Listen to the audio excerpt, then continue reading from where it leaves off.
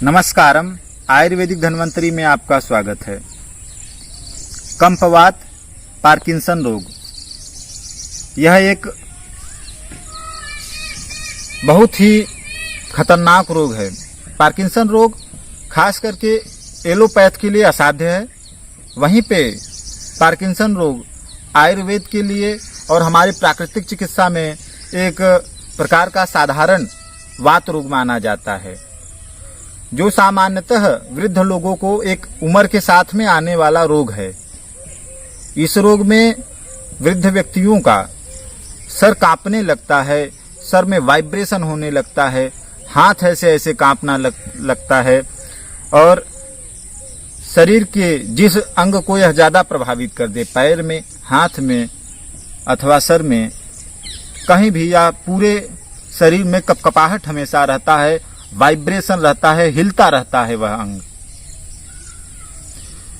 तो यह एक न्यूरो का प्रॉब्लम माना जाता है, अर्थात नस का प्रॉब्लम माना जाता है कि जब नसों में कमजोरी आ जाता है और जब हमारे दिमाग में डोपामिन नामक रसायन की कमी हो जाती है तो हमारे शरीर में दिमाग से जो है कंट्रोलिंग वह कम होने लगता है।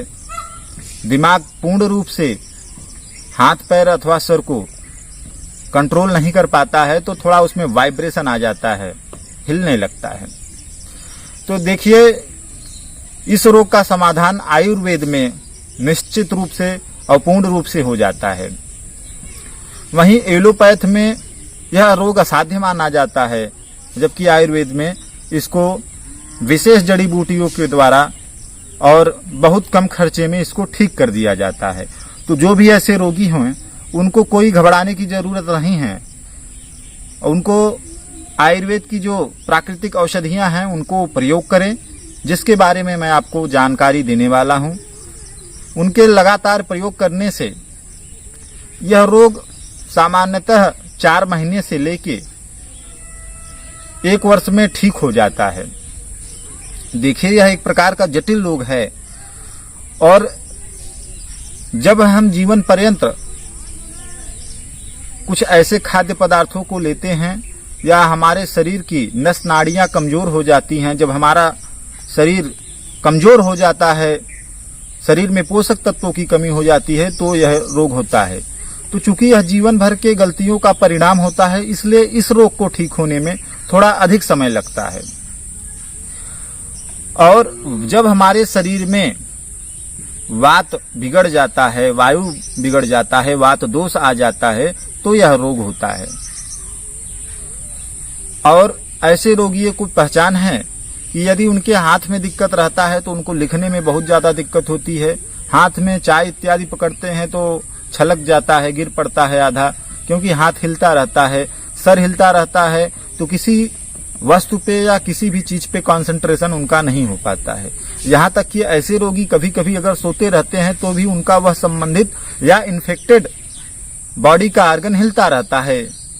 और जिनके हाथ पैर में, अर्थात जिनके पैर में भी इसका समस्या आ जाता है, तो उनको खड़े होने में दिक्कत होता है, वो चलते चलते गिर जाते हैं और काम करने में बहुत ज्यादा दिक्कत होता है। कोई भी बारीकी का काम वो कर ही नहीं सकते हैं। साइन करने में, लिखने में या चाकू से कोई चीज काटना है, कोई भी बारीकी का वो कार्य कर नहीं सकते हैं, क्योंकि उनका हाथ हमेशा कांपता रहता है, तो कोई भी वो बारीकी का कार्य नहीं कर सकते हैं। तो वैसे इसके लिए आयुर्वेद में और योग दोनों का सहारा लिया जाए तो ज्यादा अच्छा है। इसमें प्राणायाम, अनुलोम विलोम और कपालभाति आधा घंटा करना चाहिए। अब आइए मैं आपको दवाइयों की जानकारी देता हूं। यह दवाइयां जितना मैं बता रहा हूं उतना ले लेंगे तो 2 महीने तक चलेगा और मेरा उम्मीद है कि यह 1 से 2 हजार में मिल जाएगा। और ये दवाइयां ऑनलाइन वेबसाइट और जो बहुत सी फार्मेसिंग कंपनियां हैं उनके वेबसाइट पे या आप ऑनलाइन मंगा सकते हैं या उनके स्टोर पे जाके भी ले सकते हैं। बैद्यनाथ, डाबर इत्यादि कंपनियों की दवाइयां मिल जाती हैं। तो आप लोग दवाइयों को ध्यान से सुनिए और नोट कर लीजिए मैं क्या दवाइयां बता रहा हूं। गिलोय सत्व 10 ग्राम, रस सिंदूर रस 12 ग्राम, यशत भस्म 25 ग्राम, भीमसेनी कपूर 3 ग्राम, स्वर्ण भूपति रस 12 ग्राम। भीमसेनी जो कपूर होता है यह एक विशेष प्रकार का कपूर होता है, जिसको आप किसी ब्रांडेड कंपनी का ही लें। यह सामान्य कपूर नहीं होता है, अर्थात जो पूजा में प्रयोग किया जाता है यह वह कपूर नहीं है, यह शुद्ध किया गया एक विशेष प्रकार का कपूर होता है। और जितने भी मैंने दवाइयां आपको बताया हैं, सभी औषधियों को आप चूर्ण कर लीजिए। कुछ तो पहले से ही चूर्ण के फार्म में अर्थात पाउडर फार्म में होती हैं। इन सभी औषधियों को आपस में मिला के किसी भी आप डब्बे में बंद करके रख लीजिए और इन औषधियों को आप इस प्रकार से प्रयोग करिए कि यह आपका 2 महीने तक चले, या आप इसकी 100 पूड़ियां बराबर मात्रा में बना लें। तो इसका प्रयोग जो करना है वह सुबह शाम खाना खाने के 1 घंटे पहले अर्थात खाली पेट करना है। और 1 पुड़िया औषधि को आप 1 गिलास गुनगुने दूध में डालिए और साथ में उसी दूध में 1 चम्मच देसी घी और 2 चम्मच शहद भी डाल के मिला लीजिए और फिर उसको पी लीजिए उस दूध को। ध्यान दीजिए कि देसी घी और शहद बहुत ही आवश्यक है और मात्रा का पे विशेष ध्यान दीजिए। देसी घी और शहद का मात्रा कभी भी बराबर नहीं होना चाहिए, इसलिए 1 चम्मच देसी घी गाय का और 2 चम्मच शहद, इसीलिए इस प्रकार से मात्रा रखा गया है।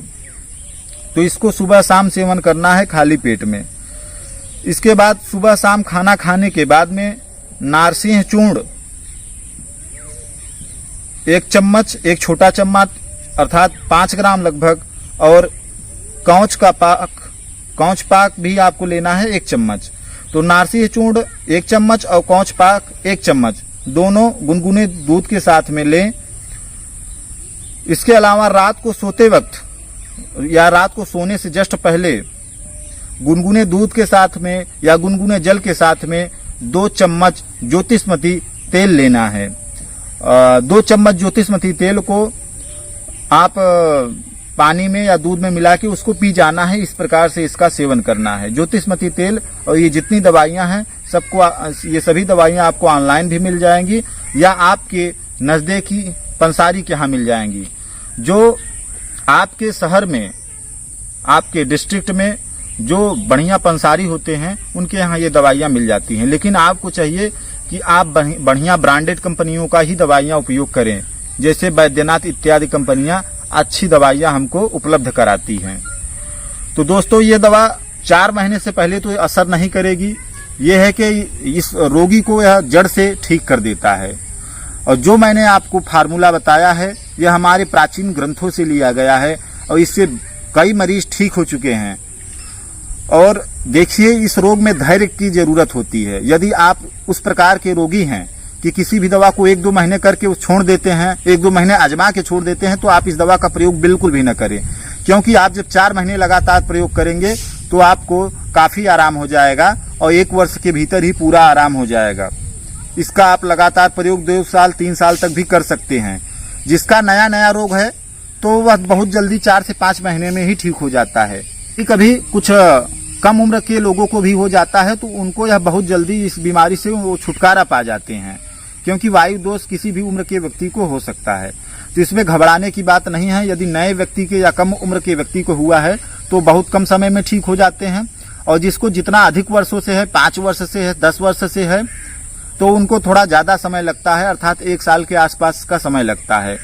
क्योंकि यह वृद्धावस्था में होने वाला रोग है, तो जो अगर रोगी एकदम बहुत ज्यादा कमजोर हो गया है तो उसको 90% आराम हो जाता है। कभी कभी पूर्ण रूप से आराम नहीं मिलता है, क्योंकि जब रोगी का शरीर एकदम क्षीण हो जाता है, एकदम कमजोर हो जाता है, वह एकदम मौत के मुंह के पास में खड़ा होता है, तो उसको यह आशा नहीं रखना चाहिए कि मैं एकदम ठीक हो जाऊंगा। लेकिन इतना 100% कन्फर्म है कि 90% आराम होना निश्चित है। तो साथ में यदि आपको इन जड़ी बूटियों के बारे में कोई कहीं पे जानकारी चाहिए, कुछ प्रश्न हो, तो आप उसको कमेंट करिए, आपको उत्तर जरूर दिया जाएगा। किसी भी प्रकार की समस्या के लिए आप कमेंट करिए। और यदि आप मेरे वीडियो पे पहली बार आए हैं तो वीडियो को सब्सक्राइब करें, लाइक करें, शेयर करें। और आपने अपना कीमती समय दिया, इसके लिए आपको बहुत बहुत धन्यवाद।